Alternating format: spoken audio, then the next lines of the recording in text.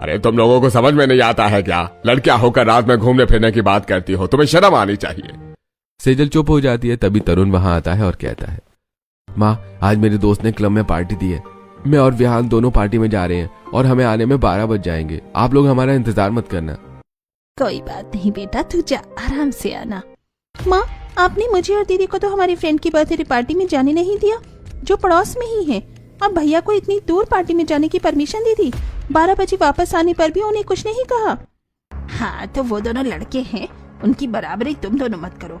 लड़के होने की वजह से वो पार्टी में भी जा सकते हैं, घूम फिर भी सकते हैं, दोस्त भी बना सकते हैं। तुम्हें इन सब चीजों की आजादी नहीं है। अब ज्यादा मुंह मत चलाओ और अपने कमरे में जाओ।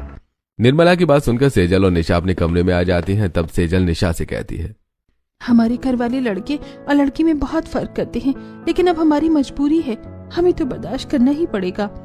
लेकिन दीदी ये तो हमारे साथ गलत है ना, माँ और पिताजी को हमारे साथ ऐसा नहीं करना चाहिए। हाँ निशा गलत तो है, पर हम क्या कर सकते हैं। तू अपने मन को दुखी मत कर, चल हम दोनों टीवी देखते हैं। ऐसा कहकर सेजल और निशा टीवी देखने लगती हैं। वहीं उनके दोनों भाई पार्टी के लिए घर से निकल जाते हैं। थोड़ी देर टीवी देखने के बाद सेजल और निशा रसोई में जाती है और खाना बनाने लगती है। खाना बनाते हुए निशा कहती है, दीदी दोनों भैया तो बाहर से खाना खा कर आएंगे, तो हम चारों के लिए खाना बना लेते हैं। हाँ निशा तू दाल चावल बना ले, मैं सब्जी बना लेती हूँ और आटा गूंथ लेती हूँ, फिर हम रोटी बनाकर रख लेंगे। उसके बाद निशा और सेजल दोनों मिलकर खाना बना लेती हैं और खाना बनाने के बाद वो अपने माता पिता को खाना परोस देती हैं और खुद भी खाना खा लेती हैं। फिर अपने कमरे में जाकर पढ़ाई करती हैं और पढ़ाई करने के बाद दोनों सो जाती हैं। रात को 12 बजे दोनों भाई पार्टी से वापस आते हैं और तरुण निर्मला से कहता है, माँ पार्टी में मेरा खाना खाने का मन नहीं कर रहा था, तो मैंने खाना नहीं खाया, मेरे लिए कुछ बना दो खाना। हाँ हाँ बेटा, मैं तुम दोनों के लिए ही अभी कुछ बनवा देती हूँ, तुम लोग यहीं पर बैठो। यह सोचकर निर्मला निशा और सेजल के कमरे में आती है, जहां निशा और सेजल गहरी नींद में सो रही थी। वो निशा और सेजल को जगाकर कहती है, सेजल, अरे ओ सेजल उठ जरा। क्या बात है माँ, नींद से क्यों उठा रही हो? अरे नींद से उठ गई तो कौन सी बड़ी बात हो गई, लड़कियों को तो नींद से उठने की आदत होनी चाहिए। तेरे दोनों भाई पार्टी से ठीक से खाना खाकर नहीं आए हैं, इसलिए तू उठ और उनके लिए कुछ बना दे। माँ रात के 12 बज रही हैं और हमें सुबह उठकर खाना बनाकर कॉलेज की तैयारी भी करनी है। उससे ज्यादा जरूरी तेरे भाइयों को खाना बनाकर देना है, वो इस घर के लड़के हैं। तुम लोग ये बात भूल क्यों जाती हो? मुझे समझ में नहीं आता है। अब उठो और उनके लिए कुछ बनाकर लाकर दो। सेजल रसोई में जाती है और अपने दोनों भाइयों के लिए पहले पराठे बनाती है, उसके बाद दही फेंट कर रायता बनाती है और दोनों भाइयों को पराठा और रायता खाने के लिए दे देती है। दोनों भाई खाना खा लेते हैं। तब सेजल झूठे बर्तन अंदर रख देती है और जाकर सो जाती है। ऐसे कुछ दिन बीत जाते हैं। एक दिन लोकेश घर आता है और निर्मला से कहता है, आज महीने की 1 तारीख है और मुझे मेरी सैलरी मिली है। तुम कह रही थी ना कि हमें अपनी दोनों बेटों को कुछ कपड़े और चप्पल दिलानी है, तो चलो आज मार्केट से उनकी शॉपिंग करवा देते हैं। लोकेश की बात सुनकर सेजल खुश होते हुए कहती है, पिताजी मुझे और निशा को भी कुछ किताबें चाहिए। निशा की कॉलेज जाने वाली सैंडल टूट गई है, तो उसे नई सैंडल भी चाहिए, और मेरा बैग भी फट गया है, तो मुझे नया बैग भी चाहिए। अरे तुम दोनों को नई नई चीजें खरीदने की क्या जरूरत है? अपनी सैंडल और बैग मुझे दे देना, मैं रिपेयर करवा कर ले आऊंगा। रही बात किताबों की, तो दूसरों की किताबें लेकर पढ़ लिया करो, वैसे भी लड़कियां पढ़ लिख कर क्या ही कर लेंगी। ऐसा कहकर निर्मला और लोकेश अपने दोनों बेटों को लेकर बाजार चले जाते हैं। तब निशा सेजल से कहती है, दीदी माँ और पिताजी सिर्फ अपने दोनों बेटों को ही इतना प्यार क्यों करते हैं? क्या बेटियों को प्यार करना गलत बात होती है? नहीं निशा, ऐसी कोई बात नहीं है, लेकिन शायद हमारे माता पिता अपने बेटों से ज्यादा ही प्यार करते हैं, इसलिए वो बेटी और बेटी में इतना फर्क करते हैं। अगले दिन सेजल की सहेली कविता सेजल से मिलने घर आती है। सेजल कविता के साथ बैठकर बातें करती है। कविता के जाने के बाद निर्मला सेजल के पास आती है और कहती है, सेजल तुझे कितनी बार समझाया है कि लड़कियों का ज्यादा दोस्ती रखना और अपनी सहेलियों को घर बुलाना अच्छी बात नहीं होती, आगे से ध्यान रखना। सेजल निर्मला को हाँ कह देती है और रसोई में जाकर खाना बनाने लगती है। थोड़ी देर बाद निशा वहाँ आती है और कहती है, दीदी विहान भैया के कुछ दोस्त आए हुए हैं, तो उनके लिए कॉफी और सैंडविच बना दे, ऐसा माँ ने कहा है। ठीक है निशा, मैं बना देती हूँ। अब निशा भी सेजल की मदद करने लगती है। दोनों काफी और सैंडविच बनाकर अपने भाई के दोस्तों को ले जाकर दे देती हैं और रसोई में वापस आकर काम करने लगती हैं। थोड़ी देर बाद विहान के दोस्त जाने लगते हैं। तब निर्मला विहान के दोस्तों के पास आकर कहती है, अरे बेटा तुम लोग आते हो तो विहान को बहुत अच्छा लगता है, कभी कभी आ जाया करो। सेजल और निशा पीछे खड़ी ये सब कुछ सुन रही थी। उनके जाने के बाद सेजल अपनी माँ से कहती है, माँ, जब दिन में मेरी सहेली मुझसे मिलने आई थी तो आप कह रही थी कि मुझे अपने दोस्तों को घर पर नहीं बुलाना चाहिए, और भैया के इतने सारे दोस्त मिलने आए तो आपने उन्हें कुछ नहीं कहा, बल्कि कहा कि आते जाते रहा करें। तेरे दिमाग में कोई बात नहीं घुसती क्या? तुझे कितनी बार समझाया है कि लड़कों की बराबरी मत किया कर। ये सुनकर एक बार सेजल और उदास हो जाती है। ऐसी समय बीत रहा था। एक दिन सेजल के लिए एक बहुत अच्छे घर का रिश्ता आता है और घर वाले उस रिश्ते के लिए हाँ कर देते हैं। इस तरह सेजल की शादी सुमित के साथ पक्की हो जाती है। लड़के वालों के जाने के बाद निशा सेजल से कहती है, दीदी अब तो तू अपने ससुराल चली जाएगी। मैं भगवान से तेरे लिए प्रार्थना करती हूँ कि तुझे बिल्कुल भी हमारे मायके जैसा ससुराल न मिले जहाँ लड़कियों को पैर की जूती समझा जाता है, बल्कि तुझे ऐसे ससुराल मिले जहाँ लड़कियों को सर का ताज समझा जाता हो। निशा की बात सुनकर सेजल निशा को गले से लगा लेती है। कुछ ही समय में सेजल की शादी सुमित से हो जाती है और सेजल शादी करके अपने ससुराल आ जाती है। सेजल की आरती उतारते हुए उसकी सास कहती है, आओ आओ बहू, आज तो मेरे घर में लक्ष्मी के पैर पड़े हैं, कलश को गिराकर गृह प्रवेश करो। सेजल कलश गिराकर गृह प्रवेश करती है। सभी लोग सेजल से बहुत खुश होकर बातें करते हैं। सेजल की नंद उससे कहती है, भाभी, मैं इस घर में इकलौती लड़की थी। मुझे तो बहुत खुशी है कि मेरी भाभी के रूप में मुझे एक सहेली मिल गई। अब हम दोनों मिलकर खूब मजे करेंगे। अरे अब सारी बातें आज ही कर लोगे या उसे आराम भी करने दोगे? जाओ बेटा, जाकर सो जाओ, वैसे भी तुम थक गई होगी। अब सेजल अपने कमरे में जाती है, कपड़े चेंज करके बेड पर आती है और अपने पति से कहती है, सुनिए जी, आपको भूख लगी है तो मुझे बता दीजिए, मैं आपके लिए अभी कुछ बना कर ले आऊंगी। अरे सेजल, ये कैसी बातें कर रही हो तुम? मैं तो खाना खा कर आया हूँ। इतनी रात को तुम्हें कुछ भी बनाने की जरूरत नहीं है। अरे तुम थक गई होगी। हाँ, ये आराम करने का समय है, खाना बनाने का थोड़े ना है। और कहीं तुम ऐसा माँ पापा के सामने मत कह देना, वरना उन्हें लगेगा कि मैंने ही तुम्हें कुछ बनाने को कहा है और वो मुझे बहुत डांटेंगे। ये सुनकर सेजल हंस पड़ती है। फिर दोनों सो जाते हैं। अगली सुबह सेजल जल्दी उठती है और सबसे पहले घर में झाड़ू लगाने लगती है। तभी सेजल की सास वहां आती है और कहती है, अरे सेजल बहू, ये तुम क्या कर रही हो? तुम झाड़ू क्यों लगा रही हो? और तुम्हें इतनी जल्दी उठने की क्या जरूरत थी? माँ जी, मुझे जल्दी उठने की आदत है। अब मैं उठी गई थी तो मैंने सोचा कि घर की साफ सफाई कर लूं। तभी सेजल के ससुर वहां आते हैं और कहते हैं, अरे बेटा, हम बूढ़ों की तो जल्दी नींद खुल जाती है, लेकिन तुम्हें तो सोना चाहिए था। साफ सफाई करने के लिए हमारे घर में मेड है। बहू, तुम्हारे ससुर सही कहते हैं, तुम्हें ये सब करने की कोई जरूरत नहीं है। ठीक है माँ जी, फिर मैं आप लोगों के लिए चाय बना कर ले आती हूँ। अरे नहीं नहीं बेटा, चाय तो मैं खुद ही बना लूंगी, तुम इतनी चिंता मत करो। तुम तो अपने कमरे में जाकर आराम करो, जब सुमित और ईशानी उठेंगे तब तुम उठना। अपनी सास की बात सुनकर सेजल को काफी हैरानी होती है। वो वापस अपने कमरे में जाती है और बिस्तर पर लेट जाती है और सोचती है, इन्होंने मुझे सुमित जी के साथ ही उठने को कहा है, जबकि मेरे मायके में तो लड़कियों को देर तक सोने की परमिशन ही नहीं होती। सेजल बेड पर लेटे लेटे अपना फोन चलाने लगती है। थोड़ी देर बाद सुमित और सेजल उठकर बाहर आते हैं। तब माधवी कहती है, सेजल बहू, ईशानी ने नाश्ता बना लिया है, चलो हम सभी नाश्ता कर लेते हैं, उसके बाद तुम तैयार हो जाना। मोहल्ले की औरतें आज तुम्हारी मुंह दिखाई की रस्म के लिए आएंगी। जी माँ जी। तभी ईशानी सभी का नाश्ता लगा देती है। सभी लोग नाश्ता करने के लिए बैठते हैं। ईशानी बैठे बैठे अपनी भाभी से कहती है, भाभी आओ, आप यहाँ मेरे पास बैठकर नाश्ता करो। अरे नहीं नहीं ईशानी, आप लोग खा लो, मैं आखिरी में खा लूंगी। लेकिन क्यों बेटा, तुम आखिरी में क्यों खाओगी? माँ जी, मेरी माँ ने सिखाया है कि घर की औरतों को घर के मर्दों के बराबर बैठकर खाना नहीं खाना चाहिए। बेटा, हमारे यहाँ ऐसा नहीं सोचते। हमारे यहाँ तो बेटे और बेटी में कोई फर्क नहीं समझा जाता। चलो बैठ जाओ और हमारे साथ खाना खाओ। ये सुनकर सेजल जहां एक तरफ काफी हैरान होती है, वहीं दूसरी तरफ बहुत खुश भी होती है। वो सभी के साथ बैठकर खाना खाती है। उसके बाद तैयार होती है। थोड़ी देर बाद मोहल्ले की औरतें आ जाती हैं और सभी सेजल का मुंह देखकर उसकी बहुत तारीफ करती हैं। भावना कहती है, माधवी, तेरी बहू तो सचमुच चांद का टुकड़ा है, बहुत ढूंढ कर लाई है तू अपनी बहू। हाँ, और इस चांद के टुकड़े को हम बहुत संभाल कर रखेंगे। मुंह दिखाई के बाद सभी औरतें अपने अपने घर लौट जाती हैं। धीरे धीरे सेजल की शादी को एक हफ्ता बीत जाता है। एक दिन सेजल ईशानी के कमरे में जाती है और देखती है कि ईशानी कॉलेज के लिए तैयार हो रही थी। तब सेजल कहती है, ईशानी, अगर तुम्हारे कॉलेज का कोई प्रोजेक्ट है तो मुझे बताना, मैं बना दूंगी। हाँ हाँ भाभी, जरूर। वैसे आप ही तो कॉलेज कर रही थी ना, फिर आपने छोड़ क्यों दिया? क्या करती ईशानी, मम्मी पापा ने शादी कर दी और मुझे कॉलेज छोड़ना पड़ा।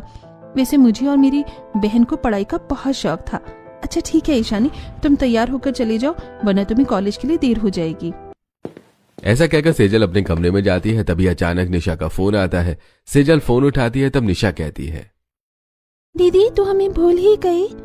अरे निशा, ऐसे कभी हो सकता है क्या कि मैं तुझे भूल जाऊं? वैसे बता कैसी है तू? मैं तो अच्छी हूँ दीदी, लेकिन कॉलेज में तुझे सभी लोग पूछ रहे थे, सर भी पूछ रहे थे कि तू एग्जाम नहीं दे रही है क्या?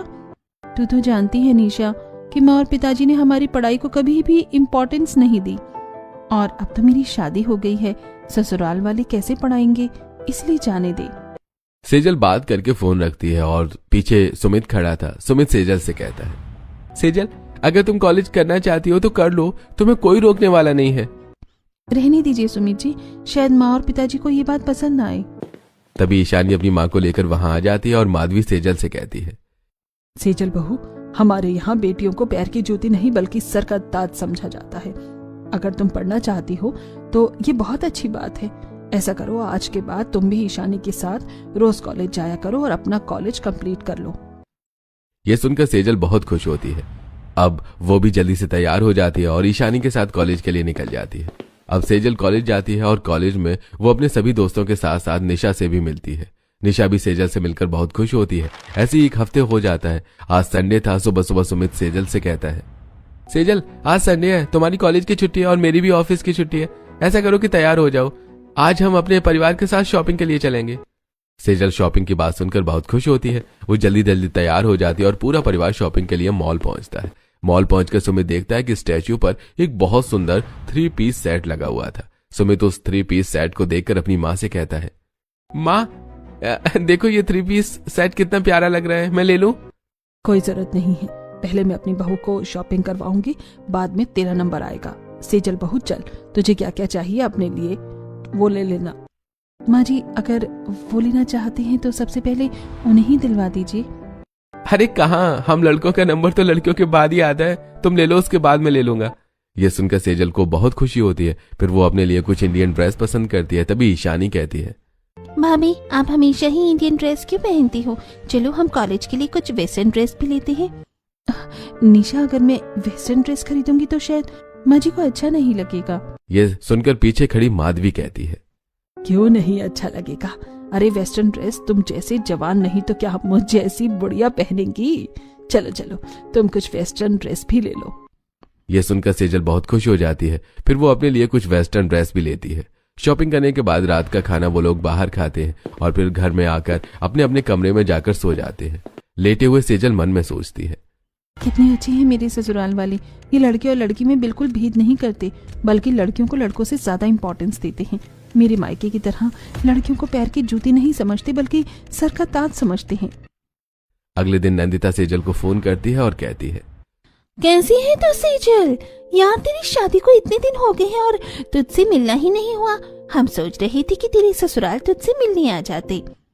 यार पता नहीं मेरे दोस्तों का घर आना मेरे ससुराल वालों को पसंद आया या नहीं। तभी माधवी वहां आ जाती है और ये सुनकर कहती है, अरे बहू, तेरी सहेलियां घर आना चाहती हैं तो उन्हें बुला ले। ये सुनकर सेजल बहुत खुश होती है। फिर वो अपनी सहेलियों को फोन करती है और उन्हें मिलने के लिए बुला लेती है। सेजल की सारी सहेलियां वहां आती हैं। सेजल बैठकर उनसे बातें करती है। तभी ईशानी सबके लिए नाश्ता ले आती है। काफी देर बातें करने के बाद सेजल की सहेलियां चली जाती हैं। तब सेजल अपनी सास से, माँ जी, आपने मेरी सहेलियों को मुझसे मिलने घर आने दिया, आप लोगों का बहुत बहुत धन्यवाद। अरे बहू, कैसी बातें कर रही हो? ये तुम्हारा अपना घर है और इस घर में तुम्हारा भी उतना ही हक है जितना कि सुमित का। सेजल ये सुनकर बहुत खुश होती है। ऐसे कुछ समय बीत जाता है। एक दिन सेजल के मायके वाले उससे मिलने आते हैं। सेजल उनसे बैठकर बातें करती है। थोड़ी देर बाद सेजल कहती है, अब आप लोग बैठिए, मैं आप लोगों के लिए नाश्ता लेकर आती हूँ। अरे नहीं नहीं सेजल बेटा, तुम आराम से बैठकर बातें करो, सुमित और ईशानी नाश्ता ले आएंगे। अरे बहन जी, लड़कियों के होते हुए लड़के भला क्यों काम करेंगे? वैसे भी सुमित तो आपका इकलौता बेटा है ना। बहन जी, इकलौता बेटा है तो क्या हुआ, बहू भी तो इकलौती ही है। हमारे घर में बेटे और बेटी में कोई फर्क नहीं किया जाता, बल्कि बेटियों को तो लक्ष्मी समझकर पूजा जाता है। तभी सुमित और ईशानी नाश्ता लेकर वहां आ जाते हैं। सुमित कहता है, सासू माँ आप तो नाश्ता कीजिए। ऐसा नहीं है कि लड़के का घर का काम नहीं कर सकते। हमारी माँ ने तो हमें सब कुछ सिखाया है ताकि घर की औरतों को कोई दिक्कत ना हो। ये सुनकर सेजल के घर वाले शर्मिंदा हो जाते हैं, तो वहीं निशा बहुत खुश हो जाती है। सभी लोग नाश्ता करते हैं और काफी सारी बातें करते हैं। फिर भी लोग अपने घर चले जाते हैं। ऐसी समय बीत रहा था और सेजल अपने परिवार में काफी खुश थी। एक दिन सेजल की माँ उसे फोन करके कहती है, सेजल बेटा, तेरे भाई का एक्सीडेंट हो गया है, उसके ऑपरेशन में काफी सारे पैसे लग रहे हैं और हमारे पास इतने पैसे नहीं हैं। अगर हो सके तो तू अपने ससुराल वालों से पैसे मांग कर ले आना और अपने भाई से मिलने आ जाना। अपनी माँ से बात करने के बाद सेजल फोन रखकर अपने मन में सोचती है, हे भगवान, माँ ने मुझे ससुराल से पैसे लाने के लिए कहा है, लेकिन मैं अपने ससुराल वालों से क्या कहकर पैसे मांगूं? अगर उन्होंने मना कर दिया तो ऐसा करती हूँ कि अपने सोने के गहने निकालती हूँ और चुपचाप से उन्हें ले जाकर बेच देती हूँ। लेकिन अगर मुझे मेरे ससुराल वाले चोर समझेंगे तो जो भी हो, मुझे ये तो करना ही पड़ेगा। यही सोचकर सेजल अपने कुछ सोने के गहने निकालकर अपने पर्स में डालती है और फिर वो अपनी सास के पास आकर कहती है, माँ जी, मेरे भाई का एक्सीडेंट हो गया है, वो पास ही के अस्पताल में है, तो मैं उससे मिलने जा रही हूँ। हाँ हाँ बेटा, तुम आराम से जाओ। वैसे घर पर कोई है नहीं जो तुम्हें छोड़ देता। तुमने सुमित को कॉल क्यों नहीं किया? नहीं नहीं माँ जी, वो अभी ऑफिस में होंगे, उन्हें परेशान करने की क्या जरूरत है, मैं ऑटो लेकर चली जाती हूँ। ठीक है बेटा, आराम से जाना। माधवी के ऐसा कहने के बाद सेजल हॉस्पिटल जाने के लिए निकलती है। सेजल ऑटो में बैठ रही थी, तभी ईशानी अपनी स्कूटी से मार्केट से लौटते समय उसे देख लेती है। ईशानी सेजल को आवाज लगाती है, लेकिन सेजल नहीं सुनती और ऑटो से चली जाती है। तभी ईशानी अपने आप से कहती है, भाभी इतनी जल्दी में कहाँ जा रही हैं और वो इतनी घबराई हुई क्यों हैं? कहीं उन्हें मेरी किसी मदद की जरूरत तो नहीं? ऐसा करती हूँ कि मैं जाकर ही देखती हूँ। ये सोचकर ईशानी सेजल का पीछा करती है। वो देखती है कि सेजल ऑटो से उतरती है और एक सुनार की दुकान पर जाकर अपने कुछ सोने के गहने बेचती है और फिर वो दूसरी ऑटो लेकर हॉस्पिटल पहुंचती है। ईशानी उसका पीछा कर रही थी। अस्पताल पहुंचकर सेजल अपनी माँ को पैसे देते हुए कहती है, माँ, मेरे पास पैसे नहीं थे, इसलिए मैंने अपनी जेवर बेच दिए और मैं ये पैसे ले आई हूँ। जल्दी से इन्हें जमा करो ताकि मेरे भाई का ऑपरेशन हो जाए। अब निर्मला और लोकेश दोनों पैसे ले लेते हैं और अस्पताल के रिसेप्शन पर जमा कर देते हैं। ईशानी भी ये सब कुछ चुपचाप देख रही थी और चुपचाप घर लौट आती है। इधर तरुण का ट्रीटमेंट चल रहा था तो उधर सेजल घर लौट आती है। अगले दिन सेजल शाम को अपने भाई से मिलने जाती है। ऐसे 4 दिन बीत गए और तरुण ठीक हो गया। एक दिन सेजल तरुण के पास खड़ी होकर कहती है, भैया आप ठीक हो गए, मुझे बहुत खुशी है। हाँ सेजल, मैं ठीक हो गया और मुझे माँ ने यह भी बता दिया कि किस तरह तूने अपने आप को खतरे में डालकर मेरी मदद की है। तेरा बहुत बहुत शुक्रिया बहन। हमने आज तक लड़कियों को हमेशा लड़कों से कम समझा, लेकिन सच तो यह है कि लड़कियां लड़कों से बेस्ट होती है। तूने आज जो किया वो शायद हम कभी नहीं कर पाते। सेजल अपने भाई से बात कर ही रही थी कि तभी उसके ससुराल वाले वहां आ जाते हैं और सभी लोग उसके भाई का हालचाल पूछते हैं, काफी सारी बातें करते हैं। तब सेजल अपनी सास से कहती है, माँ जी, मुझे आप लोगों को कुछ बताना है। बेटा, तू जो बताना चाहती है वो हम पहले ही जान चुके हैं। हाँ भाभी, आपको नहीं पता, लेकिन उस दिन जब आप घबराई हुई घर से जा रही थी तब मैंने आपका पीछा किया, ये सोचकर कि आपको मेरी मदद की जरूरत होगी। उसके बाद मैंने देखा कि आप चुपचाप से गहने बेच रही हैं और फिर अस्पताल पहुंचकर आपने वो पैसे अस्पताल में जमा करवा दिए। मैंने घर आकर सब कुछ माँ को बता दिया था। वैसे बेटा, तूने बहुत अच्छा किया कि अपने गहने बेचकर तूने अपने भाई के इलाज के लिए पैसे दे दिए। वो तेरा भाई है, तुझे तो ये करना ही चाहिए था। इसका मतलब है माँ जी कि आपको बुरा नहीं लगा? नहीं बेटा, बिल्कुल भी नहीं। पर मुझे बुरा लगा। सेजल, वो गहने तुम्हारे हैं, तुम्हें उसे छुपाकर बेचने की जरूरत नहीं है। इस घर पर जितना अधिकार मेरा है उतना तुम्हारा भी है। तुम जो चाहे वो कर सकती हो। तुम हमारे घर की बहू हो और हमारे घर की बहुएं हमारे पैरों की जूतियां नहीं बल्कि सिर का ताज होती हैं। बहू, आज के बाद तुम्हें अपने ही घर में पैसे खर्च करने या कुछ भी करने के लिए सोचने की जरूरत नहीं है। ये सुनकर सेजल की माँ सभी लोगों से कहती है, बहन, आज आप लोगों ने हम लोगों को भी ये सिखा दिया कि बेटियां सर का ताज होती हैं, पैरों की जूती नहीं, और बेटियां किसी भी तरह बेटों से कम नहीं हैं। आज के बाद हम भी अपने घर की बेटियों को सर का ताज बनाकर रखेंगे और उन्हें उतनी ही इम्पोर्टेंस देंगे जितनी बेटों को देते हैं। यह सुनकर सेजल और निशा बहुत खुश हो जाती है और इस तरह सेजल के ससुराल वालों को देखकर सेजल के मायके वाले भी बेटियों की बहुत इज्जत करने लगते हैं।